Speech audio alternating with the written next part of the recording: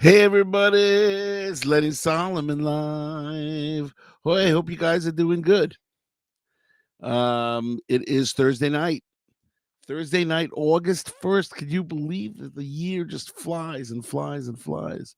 Here we are in Beit Shemesh in the Shlock Rock Foundation Four Corners Project studio here in Beit Shemesh, Israel. We hope you're doing good. And got a great show for you tonight. Got a shout out already from Uri Butler from Pittsburgh, PA, from Squirrel Hill. Great to see you, Uri. What a show we have tonight. Tonight is the Yorzeit show. It's the beginning of the Yorzeit Weekend. What does that mean? Well, tonight is the 27th day of Tammuz. And tonight in 1970, my Zeide Pesach on the 27th of Tammuz passed away. So he was 75 years old. And we're going to do a little bit of a investigation into his life. And then on Saturday night, which is the 29th of Tammuz, my father Alexander passed away on the 29th of Tammuz, and it's his 23rd Yorzeit. So it's my Zeide Pesach's 54th Yorzeit, and it's my father's 23rd Yorzeit. So we're going to talk about their lives, and that'll be the show. And then it's appropriate because it's during the 3 weeks, and I'm not really playing music right now. Maybe next week we'll see. Maybe I'll get a show in with music next week. And that's what we're gonna do. We're gonna talk Solomon family history. Brought to you by Gillette Track 2 and by Bud Light. Oh no, it's only joking. It's not really brought to you by them, but if they want to buy sponsorship, they can. Now, where were we? Let's go back to 1895. That's right. 1895. Who was born in 1895? My grandfather. Can you believe that? The year now is 2024. That's 129 years ago. So 129 years ago, my grandfather was born. Pesach Solomon. His middle name was Yehuda. Pesach Yehuda Solomon. His father's name was Alexander. So he was Pesach Yehuda ben Alexander. Alexander is a very popular Hebrew name, all named after Alexander the Great. The Jews back in those days, as we say hello to our associate producer, Judy Hertzfeld, the Jews back in those days, they would name their kid Alexander because in tribute to Alexander the Great, who did not harm the Jews. Okay, that was the story. So Alexander became a Jewish name. So my father was Alexander Solomon. Anyway, and so my great grandfather was Alexander Solomon. My father was Alexander Peretz. So anyway, Zeide Pesach Yehuda ben Alexander was born in 1895, and he was born in Tarnow. Tarnow is in Poland, in Galicia. But back then, Poland would always switch. They weren't always Poland. Sometimes they were Hungary. Sometimes they were Austria. Sometimes they were going back and forth. Poland would get beaten up a lot. So Zeide Pesach grew up, and at 12 years old, he got engaged to my grandmother, Bobby Malka Solomon. Yes, she was his first cousin. Back then, that's what they did. They had a lot of first cousins getting married. So Pesach Yehuda Solomon got engaged to Malka Solomon, right? His first cousin, when he was 12 years old, and they did not get married until they were 18. This was the way it was done back then. So let's do that timeline. 1895, 1907, he's engaged at 12, and he gets married 18 years later, 1913. So 6 years later, 1913. So in 1913, My grandfather is married at 18 years old to Malka Salman. Now, Malka did not come from Tarnow. She came from Sorojin, which was a Polish town. You know, can you believe that? Judy is going amazing. 12 years old. Could you imagine getting engaged at 12 years old? Oh, no, I could not. I could not imagine that. Anyway, but that was Zeide Pesach's life. Now, but it wasn't so simple because what happened in 1914? Anybody? All historians out there? Well, in 1914 was World War One, and Zeide Pesach gets drafted into the army, the Polish army, and he's he's married, but it doesn't. He's not married yet. Oh yes, he is. He's married. He got married in 1913. So 1914 or 15 or 16 or 17, one of those years, he gets drafted into the Polish army, and he's fighting in World War One for the wrong side. They lost. Poland lost, right? So I'll tell you a quick story, a Pesach story. So first thing is, let's do two quick Pesach stories so that you can get an idea of. He was really nice Zeide. I only knew him as a grandfather, but when he was a little kid, they would send him off to Cheder with horse and buggy, and they would give him food. And one day he forgot his apple cake. In Yiddish, it's called an apple kichen. Anyway, he forgot his apple kichen, so he had a ride to he had a ride to this cheder from the neighboring town of Tarnow, wherever he lived. And when he got off from the driver, he realized he didn't have his lunch or he didn't have his apple kichen. So he walked back 5 miles back to his house and hid behind a tree, realizing, oh, what did I just do? And his mother sees him, says, Pesach, Pesach, why are you here? She says in Yiddish, and he says, Ich hab vergessen mein apple kichen. I forgot my apple cake. So anyway, they gave him the apple cake and put him on another horse and buggy, and he got back to Cheder. That was one story from him. Story number two is when he's in the army. I've got two stories of Zeide Pesach in the army. First story is, he gets 15 days off of furlough. They would give the soldiers breaks. Now, you remember, he's in this army. It's all non-Jewish people, mostly non-Jewish people. And he's a Jewish soldier. But he sees 15 days off, so he goes off. And then at the end of 15 days, he comes back and he sees other soldiers leaving. So he thought, oh, I must have been given another 15 days. So he leaves and goes back home. And he comes back 15 days later and they arrest him. They court-martial him and they say to him, Die bist a Lauser, die bist a Schwindler, die bist a Gauner. Means you are a loser, you're a swindler, you're a thief. And so he answers back, Ich bin nicht kein Gauner, nicht kein Loser, nicht kein Schwindler. He says, I'm not any of those things. He had made a mistake. Anyway, they said, 15 Tage in Einzelarrest, 15 days in solitary. So that's what he had to serve 15 days in solitary.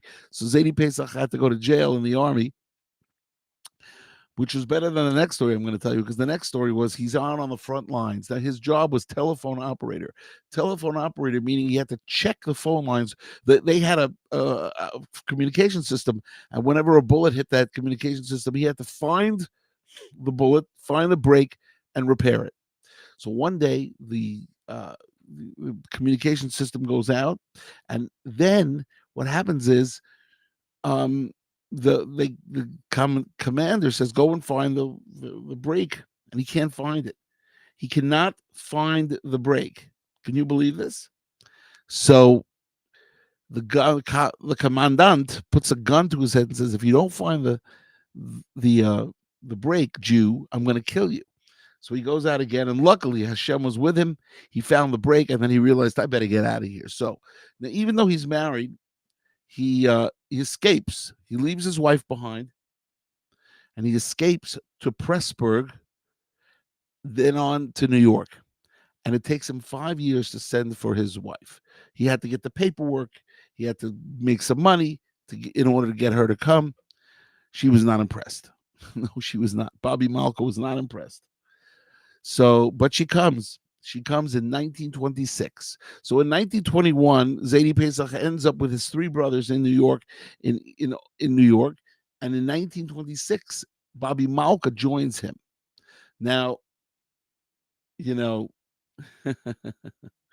oh, I'm glad you're catching it live, my friend. My friend Yoel Labe is catching me live. So as you hear me talking about Zeide Pesach, as this is the Yorzeit weekend of Zeide Pesach, and my father Alexander, who one passed away 27th of Tammuz, one passed away the 29th of Tammuz. Now, my father on the 29th of Tammuz is Rashi's Yorzeit too, by the way, just so everyone knows it's Rashi. That's right. So anyway, we'll get there. We'll get to my father because we've already spent 10 minutes on Zaidi, but I got a couple more stories to tell you. So Zaidi Pesach, before we get to my father. Now Zaidi Pesach has a rough time. He has a rough time making a living. Look, let's face it. What year was it? It was 1921. It was the 20s. 19, my father was born in 28, and my father was born in 28, my uncle in 30, and my other uncle in 36. Right? And they couldn't make a living. My Zadie couldn't make a living. He was in insurance, he was in sales, he was in this, he was in that. And he lived in East New York. East New York was in Brooklyn. East New York sounds like Manhattan, but it's not. It was Brooklyn. So Zaidi Pesach, they lived in East New York, and he moved 20 times in 18 years. What happened was it was the Depression. This was the Depression years from 1929 and up. They could not make a living. He had no money. My father and his good friend Danny Sekenik, they're both not alive anymore. Danny Sekenik would say that there was a game they used to play. It was called the moving game. That they would walk home from school, and rarely did they come to a block which didn't have furniture out on the street, because what would the landlords do? They would want you to move in, so they gave you 90 days free without paying rent.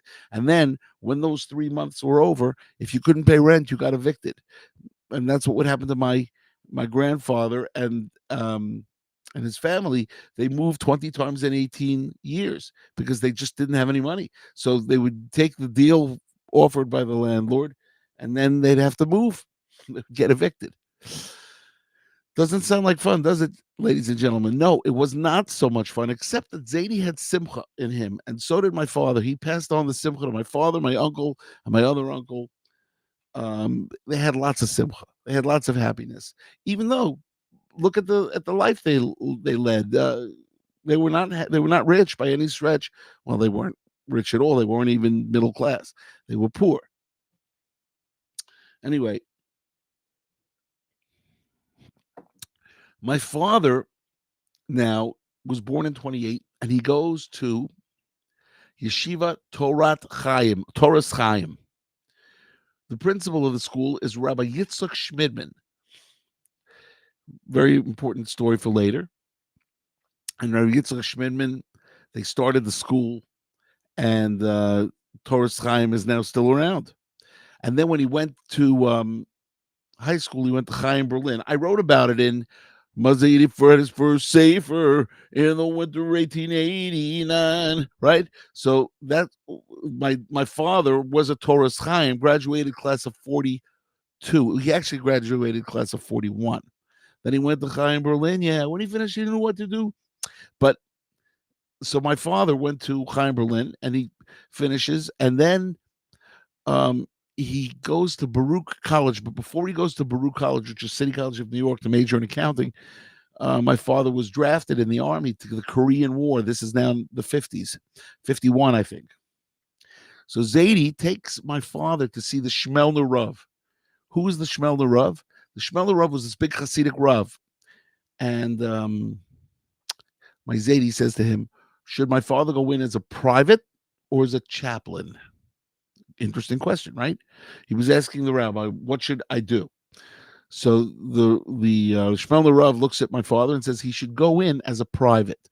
Why? Because if he went in as a chaplain, they would send him to Korea to fight. But if he went in as a private, right? He went in as a private, right? Then he wouldn't have to fight. And that's exactly what happened. It was the right decision, because when he went to the Korean War, They sent him to France and Germany. So he spent 2 years, one in France and one in Germany in the 50s. He got out of the Korean War, went to Baruch College, where he graduated from college with a degree in accounting, and he passed the CPA exam. He met my mother in 1957 or 56. They got married in 58, and I was born in 1961. They moved to Kew Gardens in 1961. So in 1959 or 58, when they got married, they moved to Kew Gardens, and the first thing they bought was a piano. Isn't that interesting? And I have that piano here in Israel, and I write songs on this same piano. That's I wrote most of my songs on that piano. Um, so that's the story. It was my father. Luckily, he moved up in terms of his the money situation. In other words, they didn't have to move 20 times in 18 years. And my uncle Gus went on to become a genius. He was a genius. He went to MIT and created a mathematical formula that they use today, an error correcting mathematical formula called the Reed Solomon code. You should look it up, and you could learn all about that. And then my uncle Julius became a nuclear physicist. Now they were all passed away. They've all passed away, but they were the best. All of them. My father was great. My two uncles, and so what happens is now my father goes to start working for the IRS. He moves to Kew Gardens. He works for 30 years for the IRS. He also for Rosh Hashanah Yom Kippur, he's a chazan, right? And my Zeide was a chazan too. My Zeide was a Baal Tefillah. They all davened for the Yamad. They all were cantors. And then, of course, it was handed down to me and my brother and my sister. My sister's not a cantor, but me and my brother.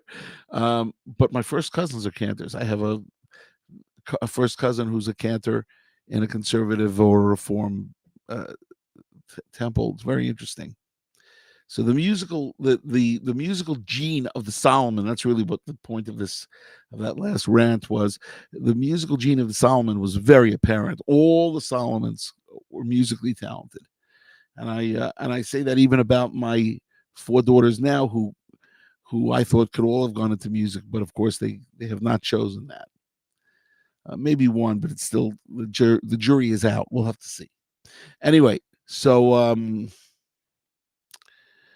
the story, as we are in our 17-minute 41 seconds.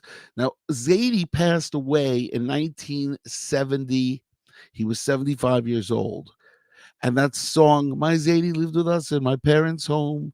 He used to laugh. He'd put me on his knee.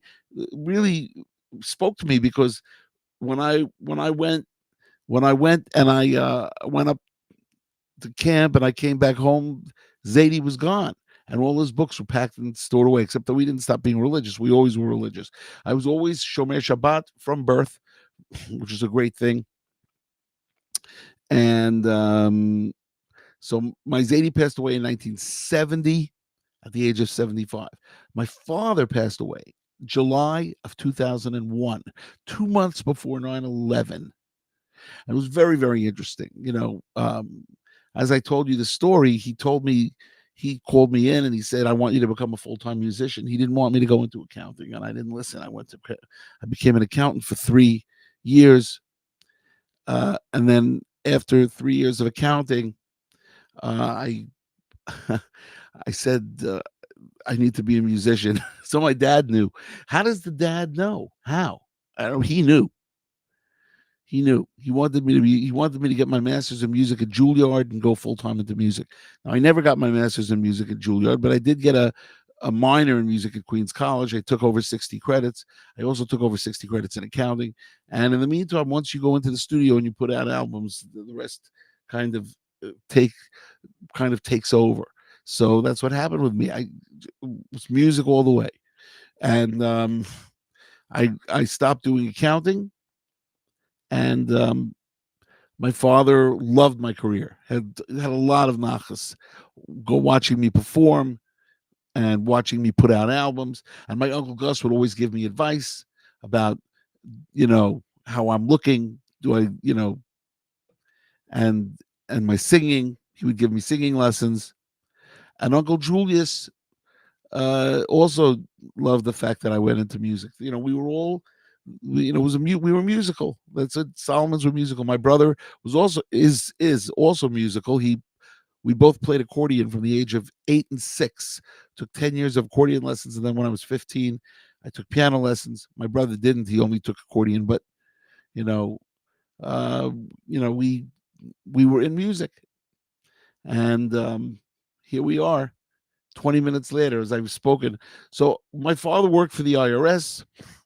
He uh, he passed away in July of 2001, which was sad because you always kind of think that you're going to live forever. Your dad's going to live forever. Everybody's going to live forever. But obviously, that's not the. You do live forever. The soul does. The soul lives forever, but not the body itself, unless there's new technology coming up with AI and cyborgs. But we're not going to go there, are we, Yoel Abe? Are we going to go there? No, we're not going to talk about cyborgs. But it is possible that the lifespan will increase because of the technology that's coming. Right, that's coming, and also, of course, as Yoel Abe mentioned, one of the last things my father gave me, he gave me a task to write a new Yedid Nefesh, which I did, which came out in 2004 on the album Tunulano Siman, and it's great song. I would urge you to go to Spotify or go to all the streaming services, type in Yedid Nefesh Shlak Rock or Yedid Nefesh Lenny Solomon. You'll hear the song. It's really, really good. I sing it every Shabbat. Um, and that's the scoop. I hope you've enjoyed the Yorzeit show, the show where we traced the family from Tarnow, Poland to East New York to Kew Gardens, New York. And then, of course, I moved to Israel in 1996. And we are here now 28 years. My father was very proud because that's where my Zeide wanted to go. He didn't want to go to New York. He wanted to go to Israel, but they couldn't get the paperwork. Back in 1921, when he went to Israel, when he went to New York, he really wanted to go to Israel, and he never got here. But my father did visit while he was alive, and my mom is still in Kew Gardens. So we are continuing. We continue the journey, the Solomon journey, here on the Lenny Solomon Live Show, 332, the Yorzeit Show. Hope you've enjoyed. Uri Butler, great seeing you. And, of course, Judy Hertzfeld and the Kosher Cakery is on board. And Yoel Labe, good to see you guys. Keep on schlocking. If you want to write to me, you know how to do it. Lenny at schlockrock.com. That's Lenny at schlockrock.com. Keep on schlocking, everybody. Have a great Shabbat, and we will see you next week. Maybe with a music show, maybe. It'll be the 9 days already. Okay, well, we'll have to see. Hope you're good, and Shabbat Shalom.